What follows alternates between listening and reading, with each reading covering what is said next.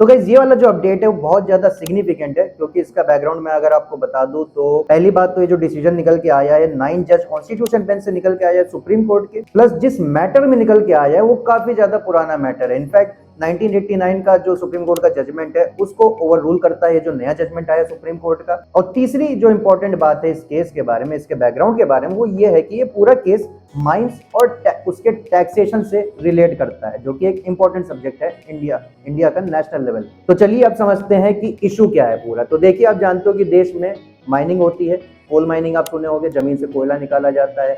Mineral की mining आप सुने होंगे। तो गाइस ये जो माइनिंग होता है इसका एक प्रॉपर कॉन्ट्रैक्ट होता है, एक पूरी इसकी लीज डीड होती है, जहां पे एक पार्टी होती है लेसर और एक पार्टी होती है लेसी, और इस पूरे डीड में एक रॉयल्टी की पेमेंट होती है। जैसे फॉर एग्जाम्पल अगर कोई लीज होल्डर है तो वो जो लीज्ड लैंड है जहां पे वो माइनिंग करेगा, तो जितनी भी वो माइनिंग की जो राइट एक्सरसाइज कर रहा है उसके हिसाब से वो रॉयल्टी पे करेगा। तो गाइस इसी के रिगार्डिंग में बहुत बड़ा क्वेश्चन मार्क निकल के आ रहा था, क्या ये जो रॉयल्टी है क्या इसको एक टैक्स माना जाएगा या नहीं माना जाएगा, मतलब ये जो रॉयल्टी है it is a form of tax और नॉट। क्योंकि ये जो पूरी माइनिंग की जो एक्टिविटी है वो रेगुलेट होती है हमारी mines and minerals development and regulation act of 1957, जिसको शॉर्ट में MMDRA कहते हैं। तो इसका सेक्शन 9 क्लियरली कहता है कि अगर कोई लीज्ड लैंड है उस पे अगर कोई एंटिटी माइनिंग कर रही है, वहां से मिनरल एक्सट्रैक्ट कर रही है, तो जितना मिनरल वहां पे एक्सट्रैक्ट हो रहा है उस हिसाब से उसको रॉयल्टी पे करनी पड़ेगी। किसको पे करनी पड़ेगी? वो कोई इंडिविजुअल हो सकता है, कोई कॉर्पोरेशन हो सकता है जिसने वो लैंड को लीज किया है। अब रॉयल्टी पेमेंट का आपको बहुत सिंपल सा मैं एग्जांपल देता हूं। जैसे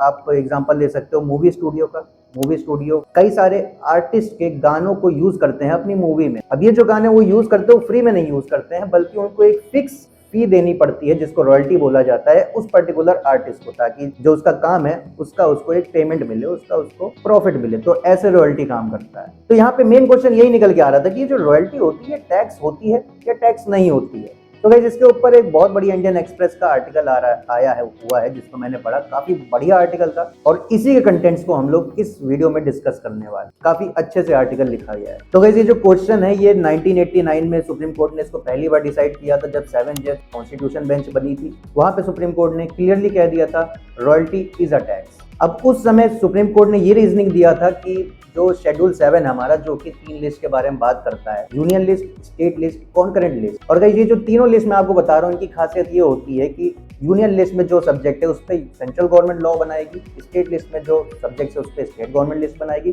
कॉन्करेंट में जो सब्जेक्ट्स हैं उस पर सेंट्रल गवर्नमेंट और स्टेट गवर्नमेंट दोनों कानून बनाएंगी। हालांकि अगर दोनों के बीच में कोई कॉन्फ्लिक्ट हो जाता है तो सेंट्रल गवर्नमेंट का जो लॉ है वो प्रिवेल करेगा ओवर द स्टेट गवर्नमेंट। और अगर ऐसा कोई सब्जेक्ट है जो इन तीनों ही लिस्ट में नहीं कवर्ड है तो वहां पे भी सेंट्रल गवर्नमेंट की रेजिडुअरी पावर वहां पे प्रिवेल करेगी, तो वहां पे सेंट्रल गवर्नमेंट लॉ बनाएगी। अब गाइस इसका एंट्री 4 जो लिस्ट 1 है यूनियन लिस्ट, उसका एंट्री 54 ये कहता है कि central government mines and mineral development को रेगुलेट कर सकता है। तो इस बेसिस पे गाइस उस समय सुप्रीम कोर्ट ने कहा था कि स्टेट गवर्नमेंट जो होती है वो टैक्स नहीं लगा सकती, रॉयल्टी ले सकती है, जो कि वो लिया करती थी, लेकिन टैक्स नहीं लगा सकती है, क्योंकि entry 54 of the union list वहां पे सेंट्रल गवर्नमेंट को एक ओवरराइडिंग अथॉरिटी दी गई है। और यहाँ पे कुल मिला के सुप्रीम कोर्ट ने ये कह दिया था कि रॉयल्टी तो एक टैक्स होता ही है, उसके ऊपर अगर अलग से स्टेट गवर्नमेंट सेस लगाएगी तो ये कहीं ना कहीं एक डबल टैक्स जैसा हो जाएगा, which will go beyond the competence of the state government under section 9 of the central act. तो ये चीज हुई थी इंडिया सीमेंट के केस में। लेकिन गाइस ये जो काफी ज्यादा कंट्रोवर्शियल हो गया था ये डिसीजन, और ये जो क्वेश्चन था ये बार बार उठ रहा था कि रॉयल्टी को टैक्स माना जाना चाहिए या नहीं माना जाना चाहिए। फिर 2004 में एक केशोराम इंडस्ट्रीज का केस निकल के आता है। अब गाइस इस केस में यही क्वेश्चन फिर से आया कि रॉयल्टी क्या टैक्स होगा या नहीं होगा। तो गाइस यहाँ पे 5 जज कॉन्स्टिट्यूशन बेंच बैठी थी, और इस कॉन्स्टिट्यूशन बेंच ने ये हेल्ड किया कि उस समय 1989 में जो सुप्रीम कोर्ट ने कहा था कि रॉयल्टी इज अ टैक्स, वो एक टाइपोग्राफिकल एरर था सुप्रीम कोर्ट की तरफ से। और सुप्रीम कोर्ट उस समय ये कहना चाहती थी कि cess on royalty is a tax, मतलब रॉयल्टी के ऊपर जो सेस लगता है वो एक टैक्स है, रॉयल्टी खुद में एक टैक्स नहीं है। तो 2004 में केशोराम इंडस्ट्रीज में कुल मिला के सुप्रीम कोर्ट ने यह कह दिया कि रॉयल्टी टैक्स नहीं है। बट स्टिल जो 1989 का जजमेंट है वो 7 जज कॉन्स्टिट्यूशन बेंच का था, तो ये वाली जो 2004 की जो कॉन्स्टिट्यूशन बेंच थी उस डिसीजन को ओवर रूल नहीं कर पाई। अब गाइस 2004 के बाद फिर से कई साल बाद ये क्वेश्चन उठ के आया कि ये जो रॉयल्टी है ये टैक्स है या टैक्स नहीं है। अब सुप्रीम कोर्ट भी यहाँ पे काफी परेशान हो गई थी, तो सुप्रीम कोर्ट ने 9 जज कॉन्स्टिट्यूशन बेंच बैठाया इस चीज को फाइनली डिसाइड करने के लिए कि रॉयल्टी इज अ टैक्स और नॉट। तो ये जो कॉन्फ्लिक्टिंग जजमेंट निकल के आए थे इंडिया सीमेंट के केस से या फिर केशोराम इंडस्ट्रीज के केस से, उस पर एक फाइनल डिसीजन देने के लिए एक 9 जज कॉन्स्टिट्यूशन बेंच बनी, जिसका जजमेंट मतलब डिसीजन अभी रिसेंटली आया है। तो गाइस यहाँ पे 9 जज कॉन्स्टिट्यूशन बेंच में 8:1 से वर्डिक्ट आया है, जहाँ पे 8 असेंटिंग जज हैं और 1 डिसेंटिंग जज हैं, जिनका नाम बीवी नगरत्ना है, जस्टिस बीवी नगरत्ना। और इस कॉन्स्टिट्यूशन बेंच को हमारे हेड कर रहे थे chief justice of India justice DY Chandrachud. और यहाँ पे इस बेंच ने कह दिया है कि royalty is not a tax. अब चलिए समझते हैं कि सुप्रीम कोर्ट ने ऐसा अब क्यों कहा कि royalty is not a tax. तो गाइस जो सोल रीजन जो यहाँ पे सुप्रीम कोर्ट ने दिया वो ये है कि जो रॉयल्टी होती है वो टैक्स से बिल्कुल ऑल टुगेदर डिफरेंट होती है। क्यों? रॉयल्टी जो होता है वो एक कॉन्ट्रैक्ट या फिर एग्रीमेंट से निकल के आता है, जहाँ पे कोई भी पार्टी प्राइवेट पार्टी भी हो सकती है। तो यहाँ पे कोई भी पब्लिक पर्पस नहीं फुलफिल हो रहा है, कोई भी पब्लिक इंटरेस्ट डायरेक्टली नहीं फुलफिल हो रहा है, तो इसलिए वहां से जो रॉयल्टी निकल के आ रहा है उसको हम लोग टैक्स नहीं कह सकते हैं, बल्कि जो टैक्स होता है वो पब्लिक पर्पसेस के लिए होते हैं। वो पब्लिक वेलफेयर के लिए हो सकता है या फिर पब्लिक इंफ्रास्ट्रक्चर डेवलपमेंट के लिए हो सकता है।